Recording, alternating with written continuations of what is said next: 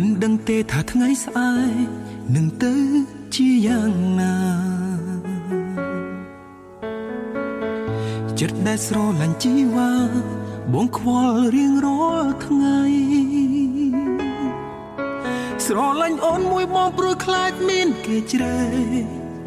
ខ្លាចអូនបែងចែកស្នេហ៍ឲ្យអ្នកដទៃព្រោះខ្លាចអូនមានអ្នកថ្មីខ្លាចស្រីថ្លៃជ្រឹងគេ